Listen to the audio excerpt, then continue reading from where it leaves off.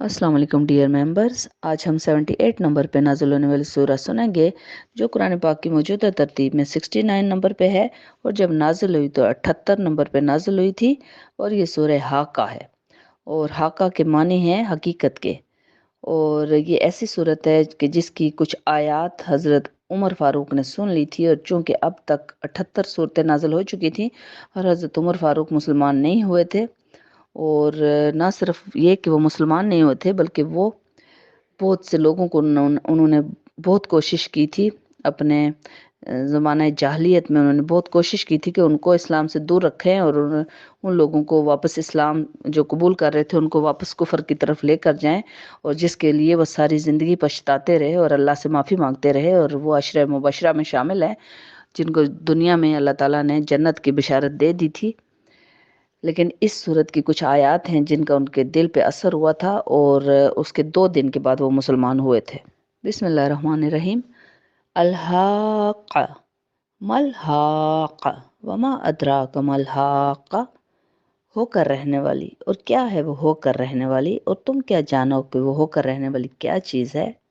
और वो ऐसी चीज़ है जिसको जुठलाया समूद ने और आद ने उस अजीम हादसा को। फिर अल्लाह ताला फरमा रहे हैं समूद तो हलाक कर दिए गए थे खौफनाक कड़क से, और जो आद थे ना उनको तो एक ऐसी हवा चलाई गई थी जिससे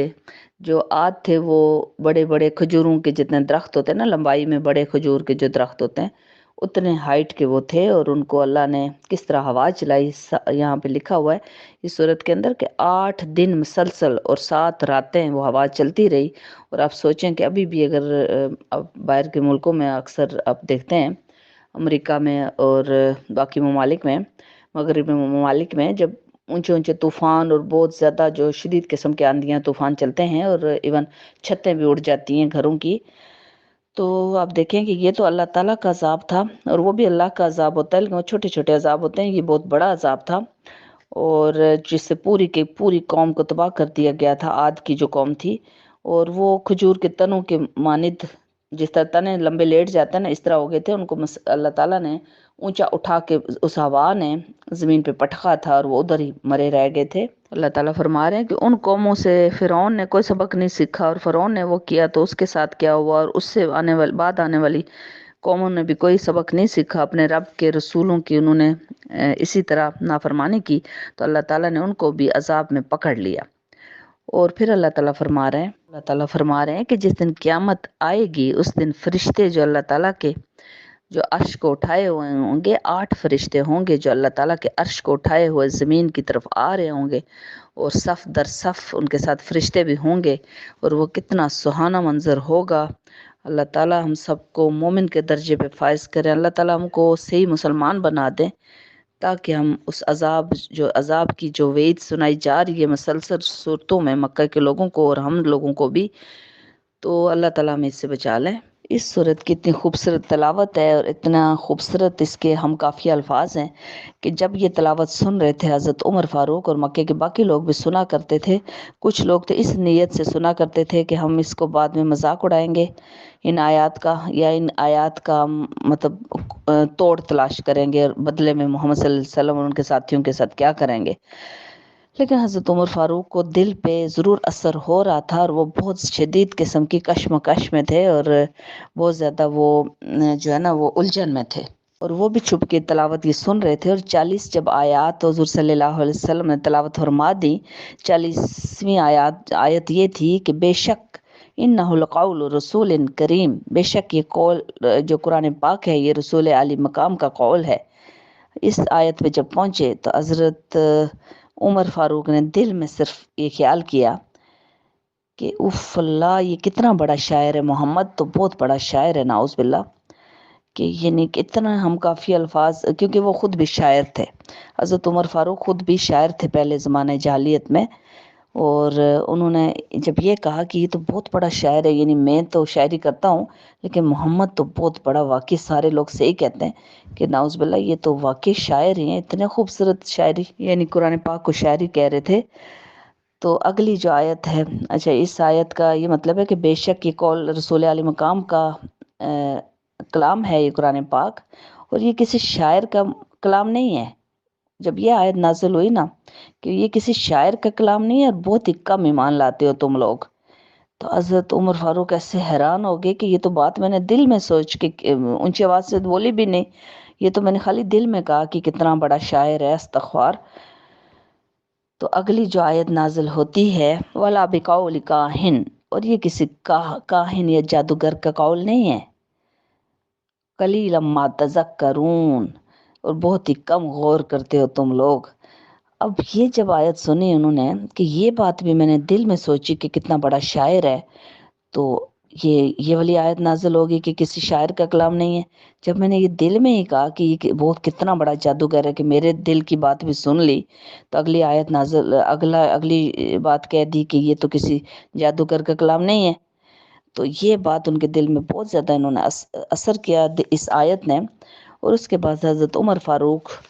جو ہیں وہ بہت شدید قسم کی کشمکش اور الجھن میں مبتلا ہو گئے، اور اسی دن یہ 2 دن کے بعد مسلمان ہو گئے تھے، لیکن اسی دن حضرت ابو بکر صدیق کو اہل مکہ نے بہت زیادہ ان پہ تشدد کیا تھا، اور اسی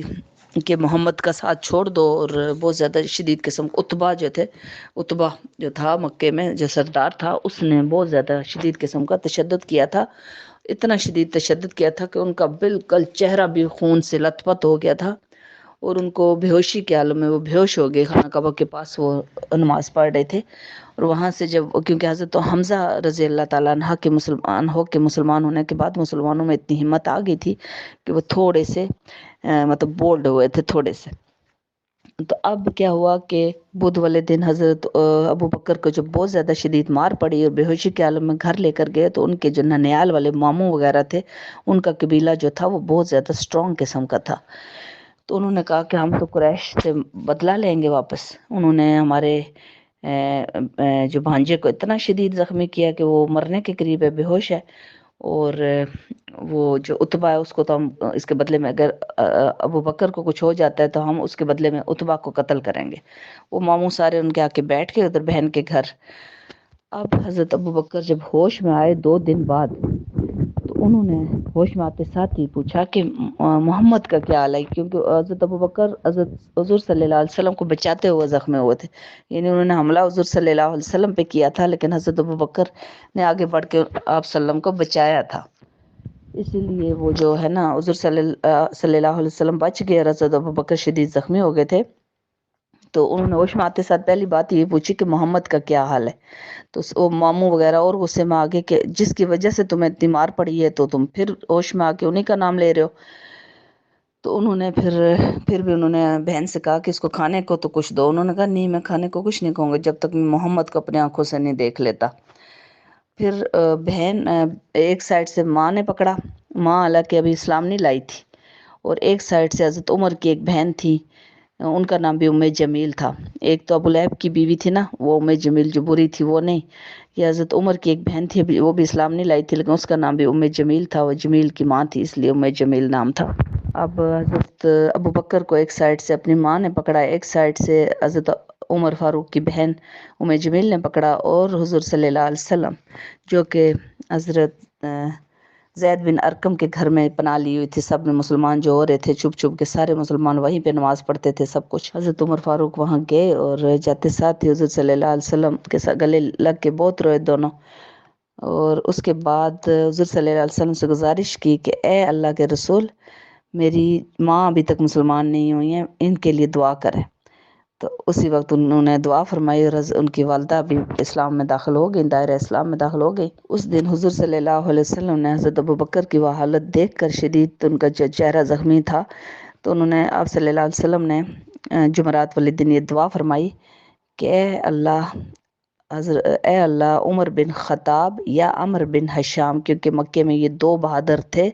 یعنی دونوں ہی بہت بہادر تھے جن سے مکے کے باقی لوگ ڈرتے تھے،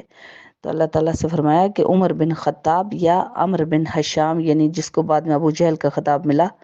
ان دونوں میں سے ایک کے ذریعے اسلام کو قوت اور طاقت دے،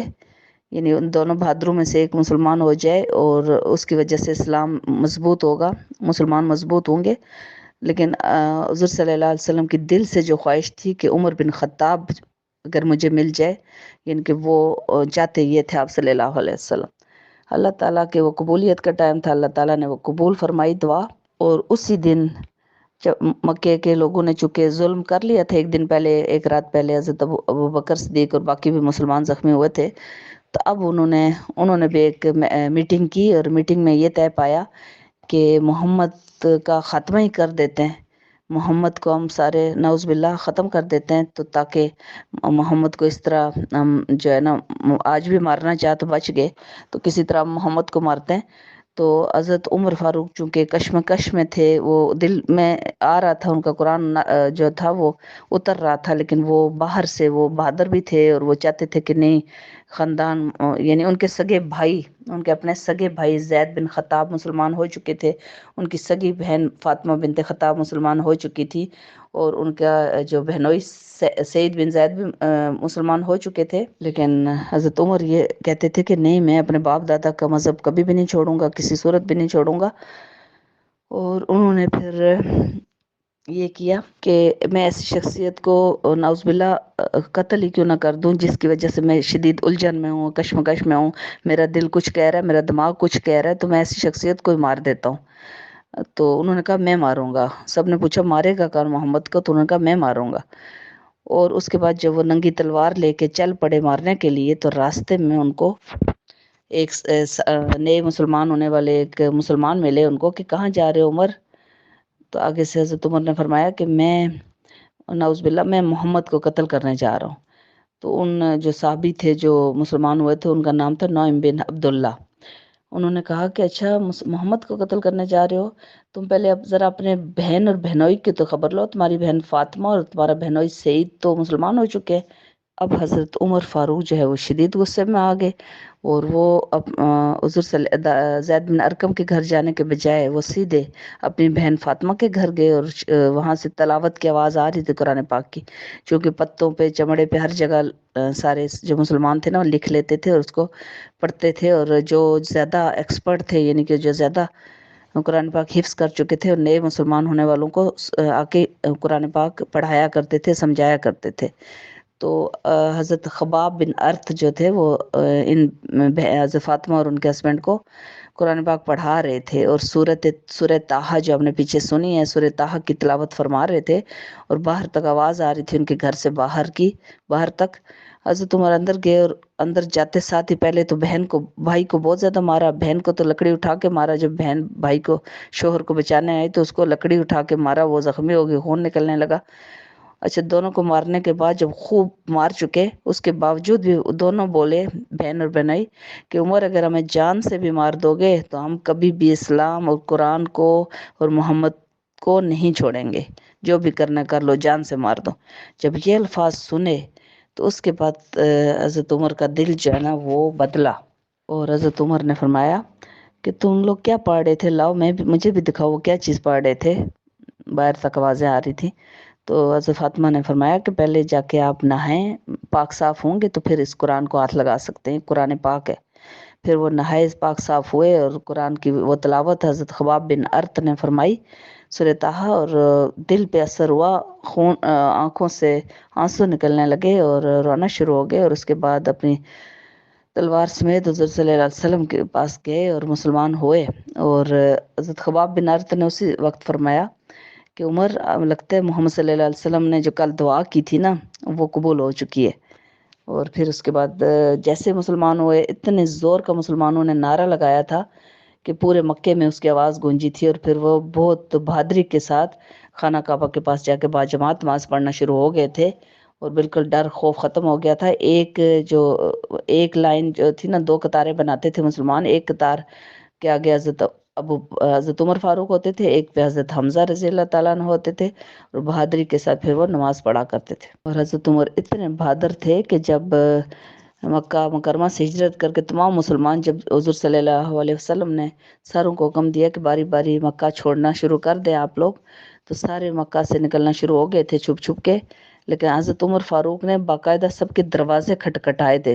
کہ میں عمر بن خطاب جا رہا ہوں مکہ چھوڑ کے مدینہ، کسی نے میرا پیچھا کرنا ہے، کسی نے اپنے بہن کو، بیوی کو بیوہ کرنا ہے، اپنی ماں کو رلوانا ہے، اپنی بہن کو یتیم کرنا ہے، تو وہ میرے پیچھے آئے، ورنہ میں جا رہا ہوں، آؤ میرا مقابلہ کرو۔ اکیلے چل پڑے تھے، لوگ اتنے ڈرتے تھے کہ کوئی بندہ ان کے پیچھے نہیں گیا تھا۔ ابھی آپ یہ سورہ سن لیجئے۔ جزاک اللہ۔